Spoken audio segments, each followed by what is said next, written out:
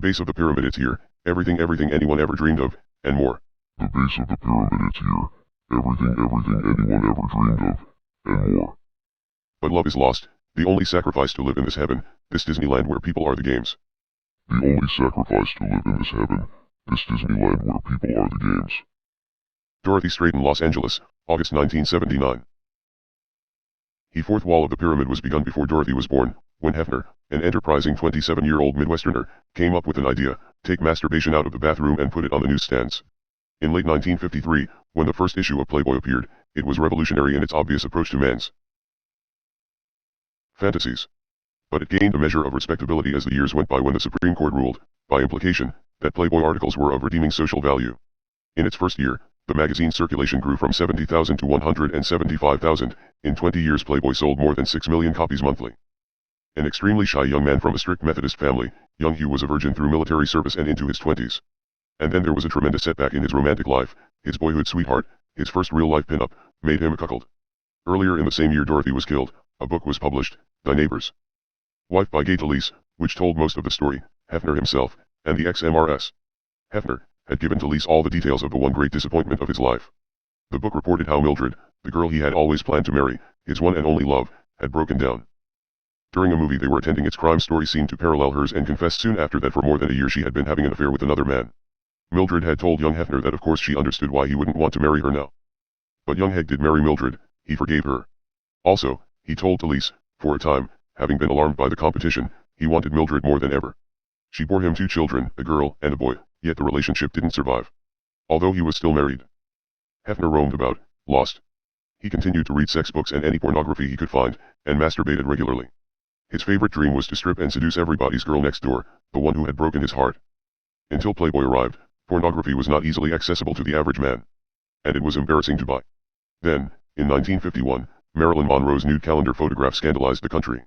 Marilyn had done the photo 2 years before, but her subsequent popularity in movies brought it to light. She apologized to the public. The calendar sold out and secured her stardom. The interest in Marilyn's nude picture did not escape the notice of Hugh Marston Hefner. He put up $600 of his own money, borrowed more from his parents, among others, and set up shop in the kitchen of his small apartment. He paid his secretaries a little extra to strip and pose. And created the first mass circulation magazine to openly encourage male masturbatory fantasies. And the increasingly impressive bylines on Playboy articles gave it a patina of respectability.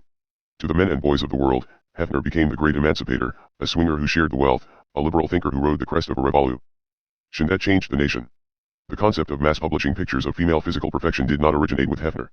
In the 1940s, Esquire started printing a monthly fold-out Varga drawing of a slightly naughty, but dreamily hygienic showgirl. The work had a certain wit, and awareness on the part of the models and artist of the purpose of the drawing. It was a kind of fancified Art Deco erotica, in which Varga and his anonymous girls were collaborators. The not-so-subtle smirk in the drawings gave each woman the look of an experienced hooker. Hefner removed the smirk and the artist, replaced the showgirl with the girl next door, and used glamorous color photography, aided by all the tricks of the trade, lenses, filters, makeup, touch-up. The profound difference to the reader was that Hefner's model purported to be real, there was no artistic license to consider. Weren't these, then, photographs of the perfect woman? 3 years after Monroe's calendar story broke, and 5 years after she posed, the cover of the rather tame first issue of Playboy featured a poor wire service photo of Marilyn waving, accompanied by the blurb. Fanny magazine full color. The famous Marilyn Monroe nude. Marilyn had no control over the picture and received no money, but the issue sold. By the time Dorothy Ruth Hook Stratten was born in a Salvation Army hospital in Vancouver 6 years later, Playboy's circulation was 1.1 million. And the legend persisted that the first woman to pose naked for the magazine was Marilyn Monroe. Hefner and his organization did as much as they could over the years to encourage that misconception. In 1984 they would headline the last nude photo of Marilyn Monroe. When Playboy celebrated its 10th anniversary, Dorothy was 4 and her father had already deserted her and her mother and brother. Somehow Nellie managed to make enough money cleaning other people's homes to feed the 2 children.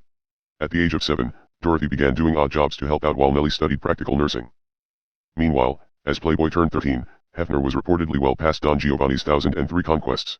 In those days, all the action was still at the Chicago mansion. Dominated by an indoor swimming pool with a glassed-in ceiling, round-the-clock kitchen staff and waiters, plenty of new or would-be playmates in residence.